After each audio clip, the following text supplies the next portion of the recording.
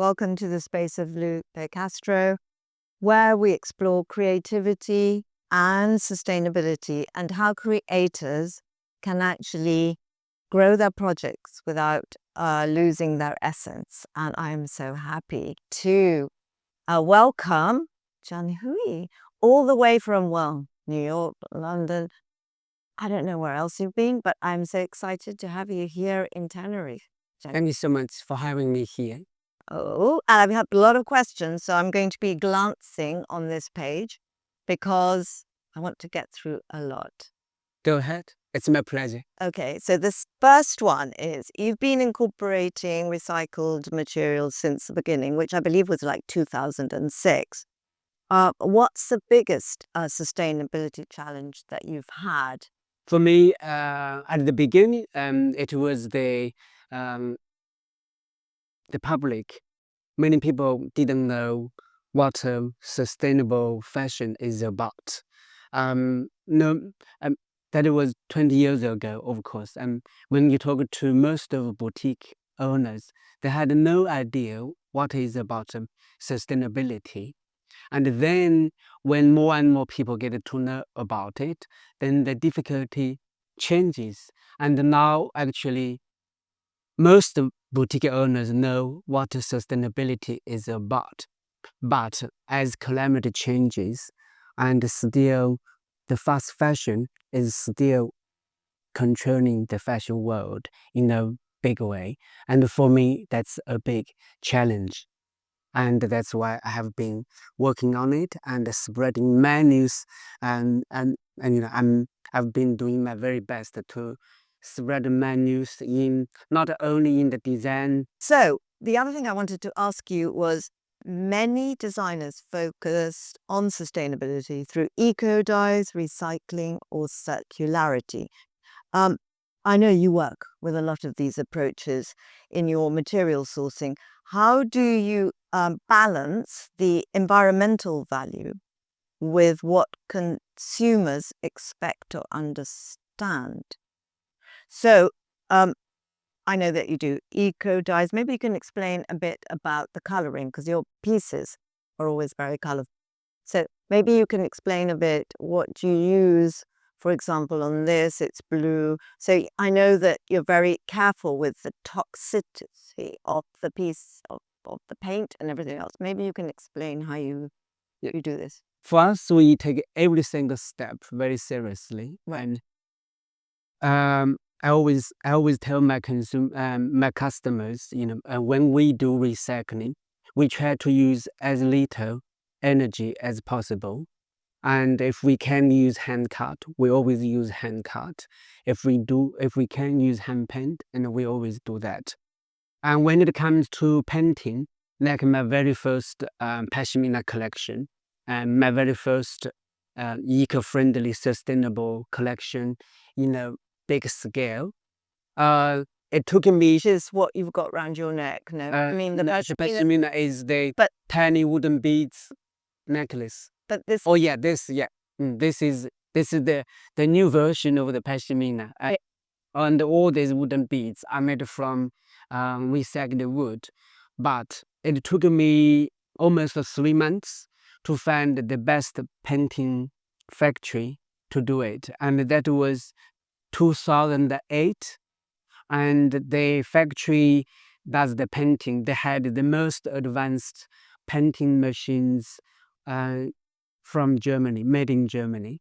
Yeah. And so when they do the painting, they shut the door. Everything is done by computer, so no person needs to access it. So comparing to traditional painting, and that was a huge advance. And then we use environmentally friendly painting. Yeah. So, for this painting, it's very safe. It's not toxic. No. So, I mean, you can also, if you're actually putting it in your mouth, it's not a toxic material. Yeah, that's what we were very careful, because lots of young mothers have young babies, and the babies always like to play with the mother's jewelry. Yeah. So yeah, and this actually is quite safe for children. But of course, we don't encourage your children to better your jewelry. Yeah. But yes, I mean, the paint is safe. Yeah, Okay. very safe. The other thing, when sustainability becomes a trend, which it is now, as you know, do you feel pressure to compete with brands who use it more as a marketing mission? I doubt it, but I thought I'd ask you anyhow. Lots of brands sort of say, oh, and we're doing this. Do you feel that you have to even say more that your brand is sustainable, or not really? I mean, you don't actually change your... First, actually, for us, sustainability is not a trend, and it shouldn't be a trend. 20 years ago, when I first started my jewelry design business, I mean, everything was made from broken vintage pieces, and I have always been doing it. And then year after year, when the climate change gets really bad, and for me, it's a mission rather than a trend. And now actually, I'm very happy to see more and more people joining the sustainable fashion industry, because the louder the voice and our voice is, and the better for our environment. And that's why, I accepted your invitation for Grand Car Live Fest, to meet all the young designers. So And to inspire them. exactly, Inspire them. yeah, and also inspire more people, right? Yes, of course. So no, I don't feel pressured. Okay. Mhm. Then how did growing up in the rural mountains of China shape your design aesthetic? And that has a straight and straight and very close effect on my imagination, on my creativity. I think in the last week, I mentioned a little bit to you, I spent quite a lot of my childhood with my grandparents, who used to live in a deep, deep mountain, like, the top mountain here. Yeah. As a child, I spent a lot of time alone, running around the mountains, picking up flowers and plants. And so that's why in my designs, you can see lots of flowers like this, plant and leaves. So I think that's definitely is from my childhood. And then, of course, because of that experience, I have a very close relationship with nature. And I always want to do my very best to protect our nature. You collaborate with artisans and rural cooperatives still in China. What impact have these collaborations had on the community where they create your pieces? I think you also now work in Indonesia, but in China, for example, you still work in China, so... Yeah, so we have two workshops, one in China and one in Indonesia, and the work is very different. When I first started working with Chinese artisans in China, in rural villages, I paid them more than 3 times of their salary, comparing to if they do the same work with any other Western companies.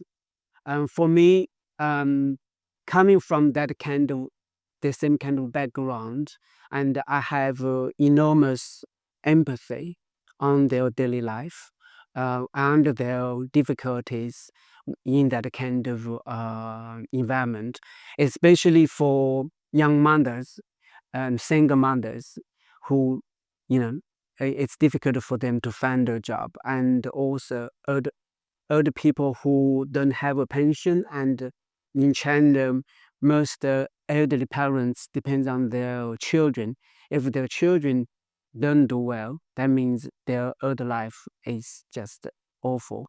So we mainly employ people from that kind of background. And in the last 15, 16 years, and we have seen young children growing up from, this poor to this, literally from 1-2-year-old baby to now they graduate from university. And so that's, for me, that's a big comfort. And now in Indonesia also, we are working together with the local artisans. We are building libraries in different villages. We try to encourage young kids in the village to read more books and to get to know about more about the outside world. Try to tell them there is a different world out there, different life there. If they want to choose, they can do that. And also we are trying to do competition every year for the young kids, encourage them to design something with recycled material. So yeah, that's why we are trying to build up. So it's a different setup, of course, because of the political situation in Indonesia. So do you have somebody there? I mean, have you created a sort of Yeah, we have a sheet. or We have engineer? there, yeah. So we have a production manager, quality control manager, and we have a our own sourcing team as well. Because everything is made from recycled material, so we need to find material to recycle. We need to find pieces of nuts left over. Yeah. Exactly. So from village to village. Yeah. So I'm assuming this is all part of what you sustain. So you've got quite a large lot of people to keep going on a For us, actually, it's a big responsibility. It's a very nice responsibility, and I I'm very happy to take on the So responsibility. if I were to ask you how big your operation is abroad, how many people are we at the moment? I mean, obviously the actual effects are going to be far-reaching. I understand that, but how many do you think that Generally, I mean, directly working with us, yeah. we have about over 40 artisans at any time. But before holidays, that's before Christmas, from September to December time, sometimes we need more artisans. So you take in some more? Yeah, some part-times, yeah. And most of these 40 artisans, they are all full-time. Yeah. That's quite a lot of people. Yeah, it is. That's why I'm very grateful to all my customers. For all the years, they always appreciate my designs and place orders with us. And without their support, I can't do it. No matter how creative I am, and eventually I need customers' support. Yeah. Every time when they buy one piece from me, that's a contribution to the communities. You obviously source materials and inspiration, and you have your team in China and Indonesia. You've continued in that direction. Have you ever thought of maybe coming nearer to Europe and sourcing from Europe, or doing something? I mean, sourcing. I mean, I'm talking about maybe setting up another workshop somewhere, maybe in Europe or nearer to the UK, which is where you currently reside. Yeah, actually, it's a very good question. Thank you for asking. I had a plan to move to Portugal because of Brexit. Yeah. Right. I mean, unfortunately, for some reason, we couldn't go ahead. But within that plan, actually, I was going to set up a workshop in Portugal, because the Portuguese actually have a long tradition of handcrafts. Yeah. And they make beautiful things by hands. Yeah. And they also have a very well-known textile and leather Yes, industry there as well. well. There's a lot of the leftovers, offcuts, and also they have the biggest cork industry in Portugal. So that was the plan. But as it's not going to happen in the next few years, I guess. So currently I am thinking of doing something in Birmingham, where I'm living now. Yeah. Because I have quite a lot of fabrics recycled. I'm keeping all the either old clothes or just old fabric. There's so much anyhow that you can do in the UK, so I don't think that's an issue. Exactly. Yeah. So yeah, at the moment you are thinking about it, and yes, in the UK. In the plan. You've worked with everything from plastic bottles, leather offcuts, and newspaper. What material holds the deepest meaning for you? of all the materials? Currently, I think it's the plastic water bottle. Yeah, I mean, it's so much more understandable for everyone to It's understand. just it's when we make one piece like that, that means I have saved many plastic bottles from the effect maybe ended in landfill Yeah. to someone beautiful like you, when you're Very wearing it. much for the beauty aspect, but hey. But I actually also think that, by doing this, I think you're probably also equally teaching your artisans and the people that work for you and the community that is an example of that what is possible to do, which sometimes absolutely. you could say is just as important really than making this, because I noticed when we were at the shows, exhibitions, people didn't actually, I mean, they look at it and they think, oh, it's lovely, it's so much fun and blah. But when they actually see the bottle, the plastic bottle, and they see this, then they think, gosh, yes. I mean, I don't know why, but it seems to work quite well if you actually show people, because I'm sure they will never look at a plastic bottle the same. So in a way, I think that is also incredibly important. Yeah, that's actually is one of the my ways of being sustainable. Because when you turn a plastic water bottle, which may be ended in landfill, into a beautiful piece that will shock people, Yeah. and then I think that will keep people's attention and in their mind for a long time. And then when they get home, they say, "Oh, I don't want to throw it away. I can do something with it." Yeah, they can start thinking as well. Yeah. And it might just remind them that plastic bottles might not always be needed. So I think that is an important part. Jianhui, one of your collections, which I'm intrigued by, is the one which is called Love from My Father. I think this must be one of your more personal collections. That's right. How did your family react? And explain a little bit why it's so personal. Yeah. This was created in 2022, and since the pandemic, I haven't seen my parents then. And one day I got a video from my mother. In the video, my father was writing "love, love, love" in Chinese. He's a professional calligrapher. Right. So he practices calligraphy every day. Wow. But usually he always writes poems. That's how they do it in China. So maybe that's a collection. Yeah. And then my mother noticed that suddenly my father just started writing "love, love, love, love" non-stop. Gosh. And my mother was very suspicious. What's wrong here? Something is going on. And so she asked my father. My father said, "Oh, I miss Jianhui so much." And so my mother sent me the video. And I was almost in tears when I saw that video. And then immediately that the design came into my mind.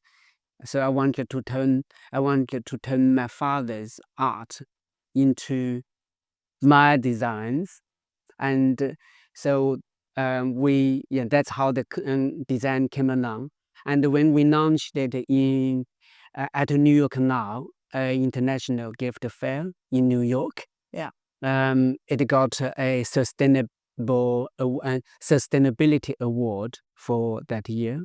Yeah. And immediately we got orders from museums like Museum of Contemporary Art in Chicago, Museum of Arts and Design in New York, and lots of Different. museums. Yeah, it's important.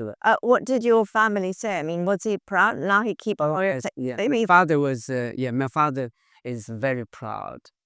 And what is the material of that particular collection? It's newspaper. Because when my father practices his Is it on calligraphy, it's always on use the newspaper. So it's the newspaper is recycled, and then the other quite interesting bit of this design is we coated a mosquito net on the top of the newspaper. Oh, really? So, and before that, we also did another process, which makes the newspaper waterproof. And also it feels stiff when you Stiff, yeah. Yeah. That's because of the mosquito net. Oh, because of the mosquito net. Yeah. And the mosquito net actually is from my parents' previous shop. Oh, right. I mean, they used to had, 20 years ago, Yeah. and they used to have a shop in the village. Yeah. So that's also recycled. Yeah. And obviously all this, I mean, your father's doing the calligraphy, but it's also done by the artisans you know, right? So after my father finished the newspaper, Yeah. and the artisans processed the newspaper with a very traditional craftsmanship Yeah. to make the newspaper waterproof, and then put the mosquito net on, and then hand cut it into circles. All right. And then make the necklace. Well, it's quite an interesting and laborious process. How long would you say, just so to give people an idea of the process time, on something like this, or one of the most elaborate pieces using plastic, to give us an idea of how long?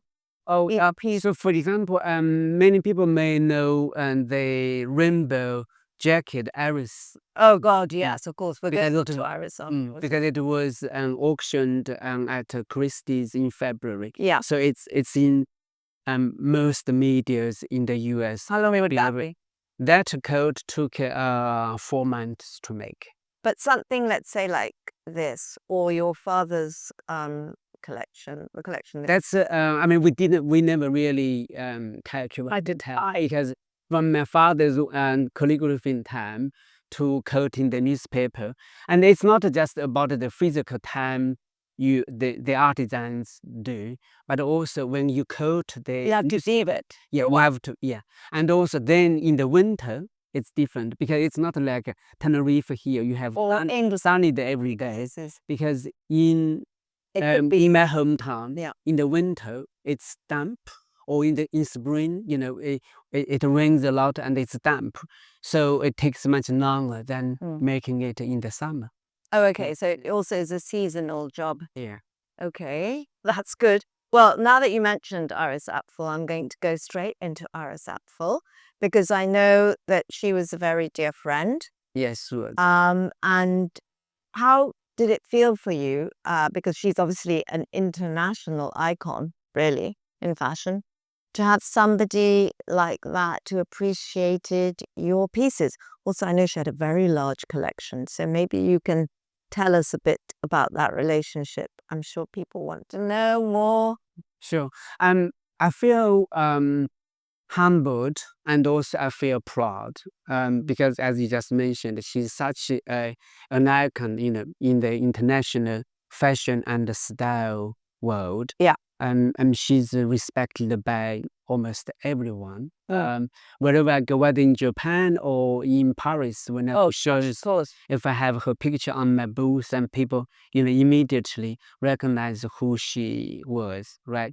So being such a international fashion icon, but every time when she invites me to her home, she's just like my grandmother.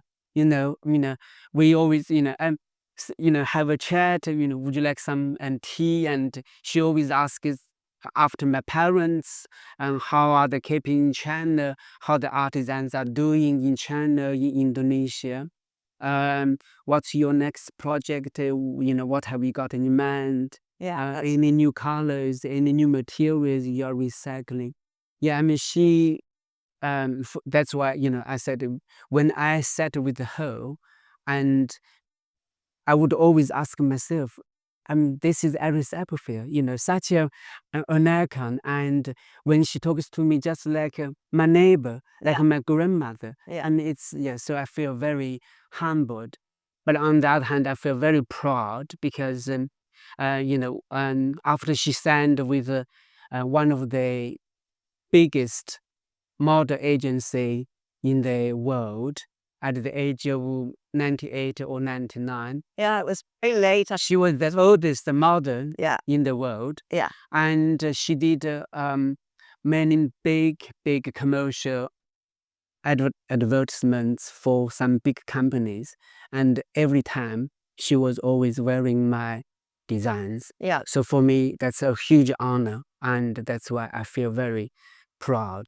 I think you said to me that there was like a third of her collection were your pieces, accessory collections were your pieces. When Christie's actually did the auction of her estate, it was like a third of the pieces were yours, which is a hell of a lot. Because I mean, she wasn't exactly, young, so she had sort of, 100 years to collect them, which is quite a lot. Yes. But a third was your accessories, so that must have meant quite a lot.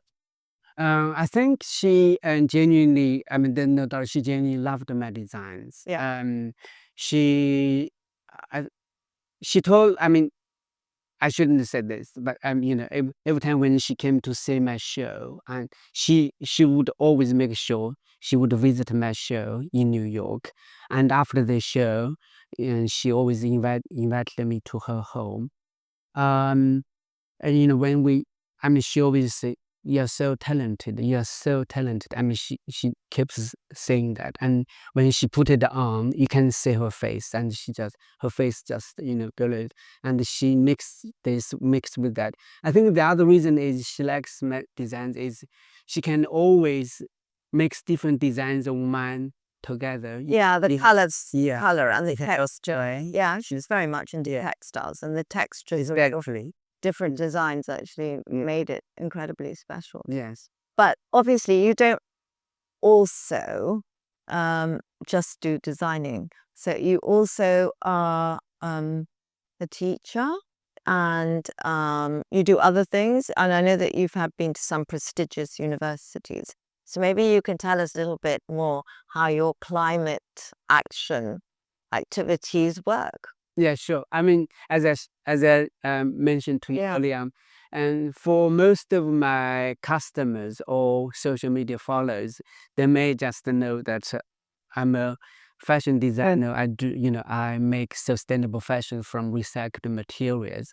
But actually, the other equally important job for me is to share my experience in the about how to recycling and how to make sustainable fashion, and get more and more people into action So to give us some protect our names. climate change. There are some prestigious universities. Yeah, so such as I did lecture at Columbia University. I was invited by the Dean of Climate School at Columbia University.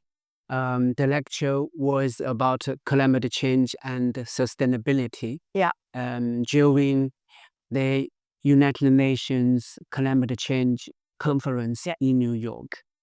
And I'm also a research mentor at Smithsonian, Which is an amazing institution. Yeah, it's an amazing institution, an amazing platform for me to share my experience. Yeah, I've seen you do some workshops as well. Is it there? Yeah, at Smithsonian Institution, they have a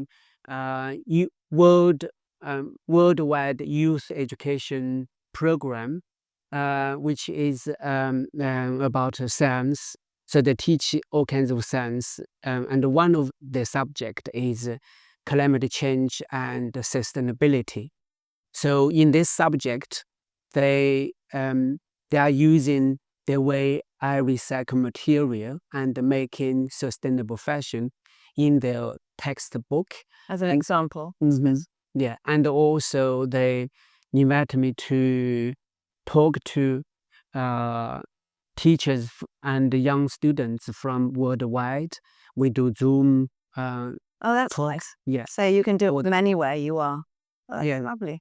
And sometimes when I'm in the US, they also invite me to some schools, colleges. Oh yeah, I see the young students. website, the workshops that you do with, Yeah. which are fascinating, because I've noticed that some of the people that join those workshops are actually shocked when you sort of say, well, you can make this into a earring. I saw some of these students going, really? It's quite fun to see that, because you're inspiring them. Oh, absolutely. Yeah. For me, as I always say, when I spread my sustainability message, each of us is a drop of water. When we come together, we become an ocean. Yeah, so it's important. Yeah. So you do your bit, I do my bit. She does her bit, and he does her bit. And when we come together, we can make a huge difference to our planet. Yeah. I didn't tell you about this, but I always have 10 quick questions. Sure. They're called my lightning questions. You don't have to answer them. You don't have to answer. No, they're short. Can't go into this. It's just fast and what comes into your head. So, I'll try.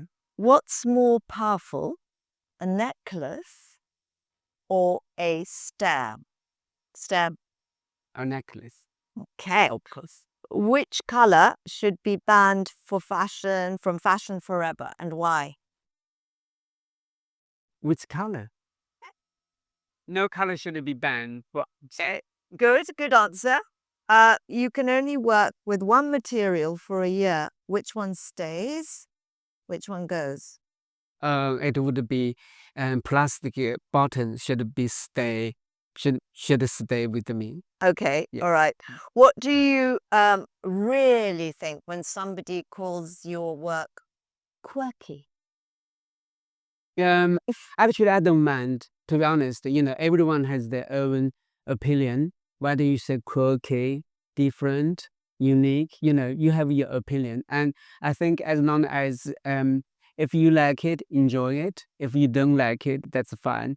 And I've been doing this for 20 years. Actually, I've been making jewelry for more than 20 years. Because before I set up my business, I used to sell my own designs at Portobello Market in London for a couple of years. And I never, ever expect everyone will love my designs. That's just impossible. Yeah, that's true. It's true. What's one fashion myth you wish people would stop believing? Following trend. Okay. Especially fast trend, because it's impossible for you to run together with the fast trend, and that will not only will make yourself exhausted, but also will make our planet exhausted. What's one overused word in sustainable fashion that drives you mad?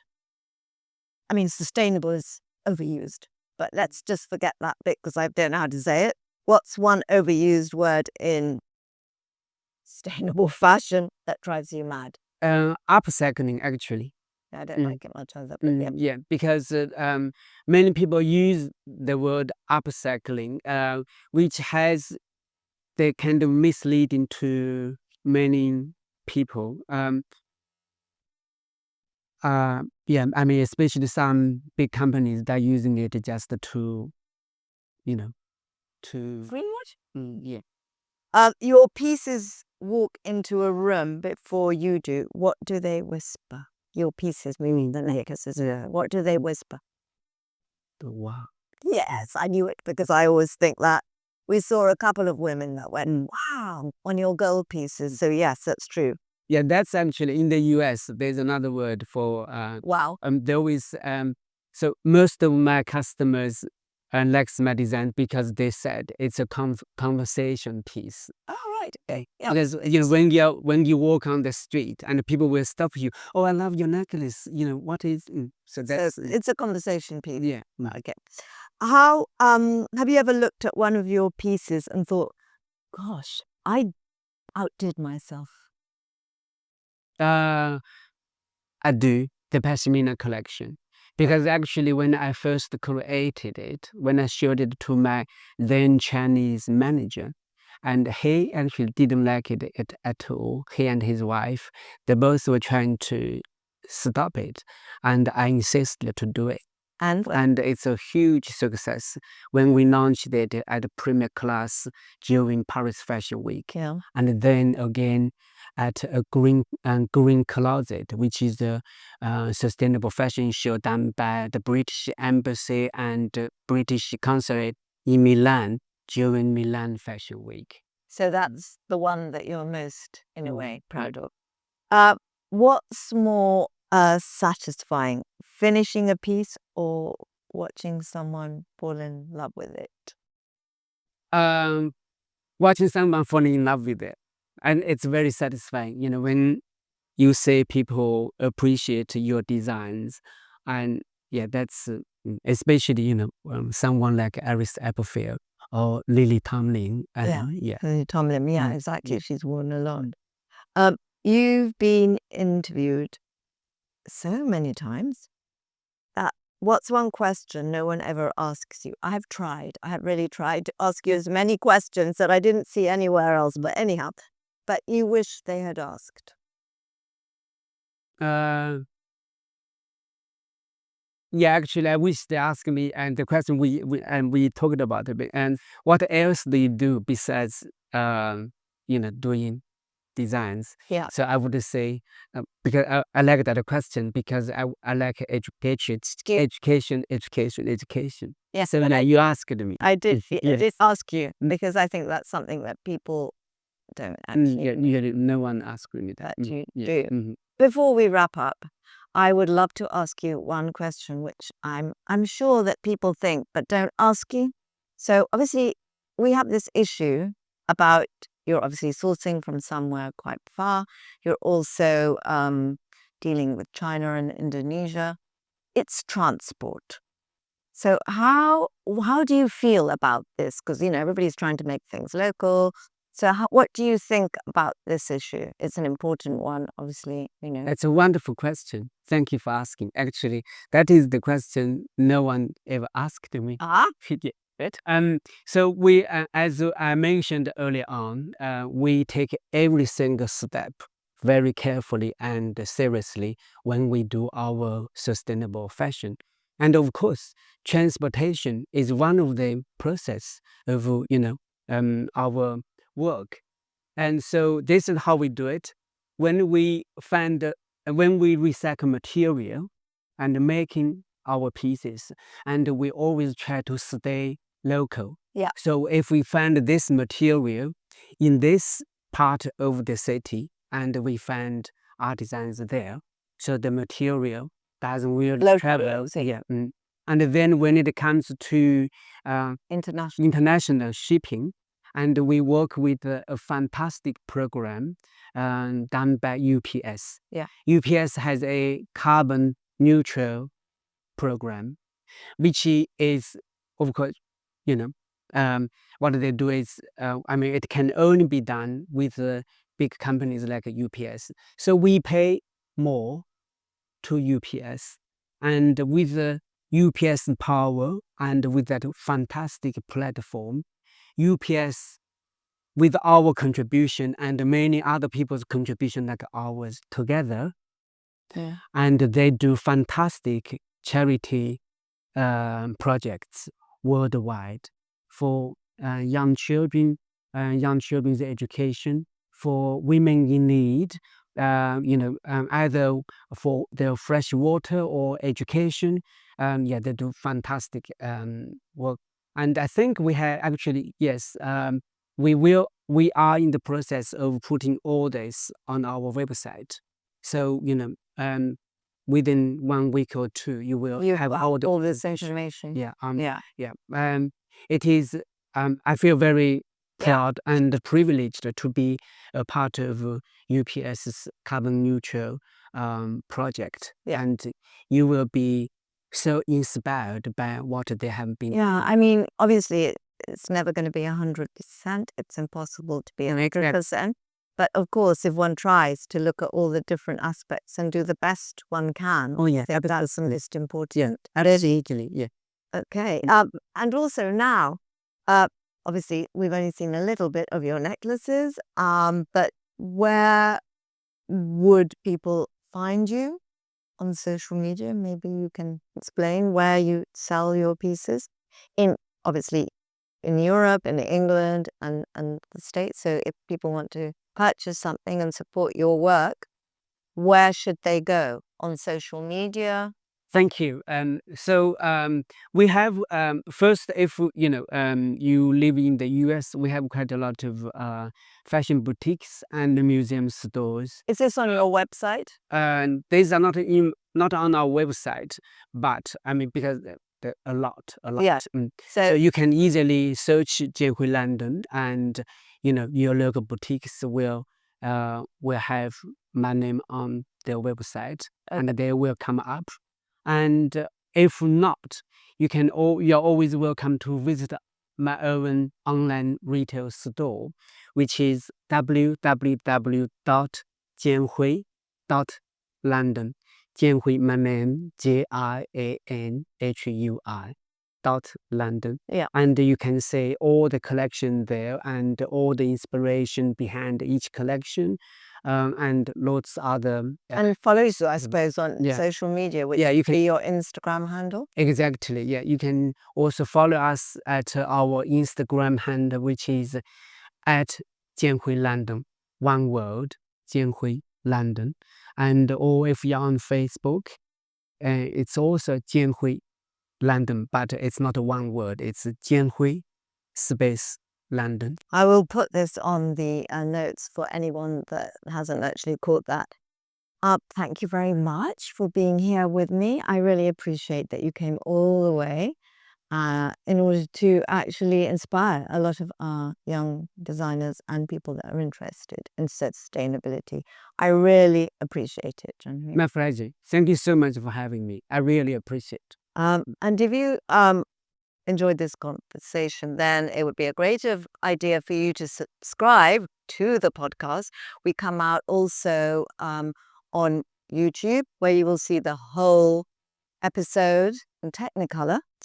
And that is the Space of Lupe Castro. And see you next time. See you next time. Thank you.